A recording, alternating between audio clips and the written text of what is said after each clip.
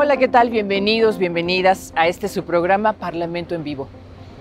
Es una producción de la Coordinación de Comunicación Social de la Cámara de Diputados y como siempre les tenemos a ustedes temas muy interesantes.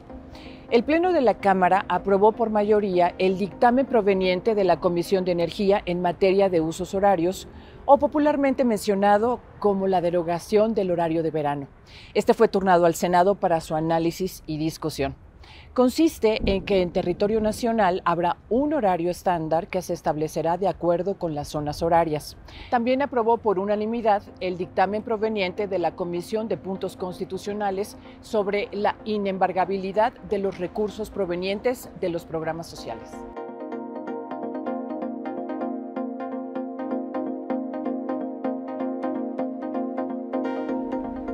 Diputado Elías Licha, vicecoordinador del Grupo Parlamentario del PAN, gracias por esta entrevista. Al contrario, muchísimas gracias a ustedes por la oportunidad. Gracias. Recientemente aquí en el Pleno de la Cámara de Diputados fue aprobado el dictamen de la Ley de Usos Horarios para el país.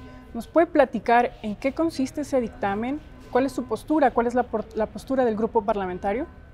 Con muchísimo gusto, como bien dices, en los últimos días tuvimos el análisis, la discusión y la aprobación de la nueva ley de usos horarios. Mira, existen muchos mitos a partir de esta aprobación. El primero es quién propuso esta nueva ley o quién propuso el contenido. Y la verdad es que no es exclusiva de una persona. Teníamos, por supuesto, una propuesta del Ejecutivo Federal, pero teníamos diversas propuestas de prácticamente todos los grupos parlamentarios que teníamos algo que decir. Incluso yo fui autor de una de las iniciativas que motivó este dictamen. Y finalmente lo que hicimos fue sentarnos a la mesa, a que cada uno expusiera su parte, que expusiera qué es lo que más le preocupaba de esta situación, y llegamos a conclusiones muy importantes que hoy se reflejan en la ley. Pero el segundo mito es todavía, digamos, más importante aclararlo, porque hay quien dice, desapareció el horario de verano. Y eso no es cierto. Y hay otros que dicen, como tercer mito, que se acabó el cambio de horarios, es decir, el horario estacional, y eso tampoco es cierto. Entonces recapitulo y te explico cómo queda la ley.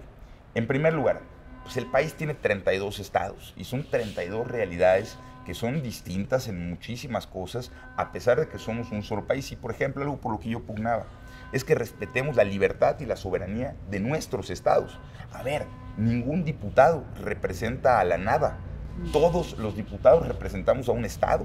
Y cuando nos plantamos a emitir nuestra opinión, pues sería muy difícil que opinemos algo distinto a lo que le conviene a nuestros estados. Entonces, la primera conclusión a la que llegamos es algo que es prácticamente en todo el país una exigencia: que acaben los cambios de horario, es decir, que ya no tengamos dos horarios distintos cada año, que cada 6 meses no tengamos que cambiar el horario. Y esto quedó para la mayoría del país. Por eso digo que es un mito decir que desapareció, porque, por ejemplo, el estado de Baja California va a continuar con horario estacional y va a continuar, al menos de momento, cambiando 2 veces de horario. Y también una gran parte de Tamaulipas y también una gran parte de Coahuila y también un municipio de Nuevo León, por ejemplo. Entonces, lo que hicimos fue, para el resto de los estados, para los 28 estados restantes, ahí sí ya se acaban los cambios de horario 2 veces al año. Y si esta reforma se aprueba en el Senado, el próximo 30 de octubre se hace el cambio como ya estaba programado y nunca más un cambio de horario obligatorio. Ahora bien, ¿se acabó el horario de verano? Bueno, esto es importante aclararlo. No se acabó el horario de verano. En la gran mayoría del país, pues el que rige es el horario, el que va a regir es el horario que hemos tenido durante el invierno. ¿Pero por qué digo que no se acabó el horario de verano? Porque no hay que confundir a los estados que sí lo tienen. Por ejemplo, Quintana Roo lo va a mantener de manera permanente, como ya lo tenía. Pero aquí hay un caso novedoso, por ejemplo, Chihuahua. Chihuahua va a tener, a partir del 30 de octubre, de manera permanente, el que hasta hoy les ha regido durante el verano. Es decir, el horario que tienen hoy, porque así los representantes de Chihuahua lo manifestaron y lo defendimos. Entonces yo creo que es bien importante hacer estas aclaraciones, porque si no, entonces nos confundimos. Y una propuesta que fue mía y que es muy importante es que los estados puedan opinar sobre el horario que les corresponde, sobre el horario que les toca hoy, pues, la federación impone horarios, no toma en cuenta realidades locales, y ahí hay temas de seguridad, ahí hay temas de educación, ahí hay temas de turismo, de economía, de cultura. Bueno, la capacidad que tiene un Estado de decir qué es lo que le conviene. Entonces fijamos una regla en la que los estados, por iniciativa propia, pueden pedir al Congreso de la Unión se analice su cambio de horario. Pero cuando se trata de estados, por ejemplo, los fronterizos, o por ejemplo, en mi caso, yo soy yucateco, que tenemos colindancia con otro uso horario, entonces cuando sea un estado que tenga esta colindancia, es decir, que tenga frontera con otro horario, pueda solicitar su cambio de horario y que el Congreso de la Unión lo tenga que resolver en 3 meses. Y esto es una muestra de respeto al federalismo, a la soberanía y a escuchar a los estados, que además estarán facultados a través de la iniciativa de su gobernante, es decir, el Ejecutivo, o bien de su Congreso Estatal, para iniciar foros, consultas, es decir, mecanismos de participación ciudadana en donde cada estado pueda decir lo que es mejor para sí mismo y el Congreso de la Unión tomar en cuenta esta solicitud y procesarla, porque mira, al final, en un país como el nuestro, que es tan diverso y es tan extenso, no podemos cerrar los ojos ante las realidades que se viven en lo local. Y por eso creo que fue finalmente una buena ley. Creo que no es una ley perfecta, porque es sumamente complejo atinarle a exactamente lo que quieren todos, cuando al final pues existen diferentes versiones de qué es lo mejor. Ahora, se toma una decisión tomando en cuenta a los estados, pero lo más importante, en que los estados puedan redefinir su destino. Desde luego.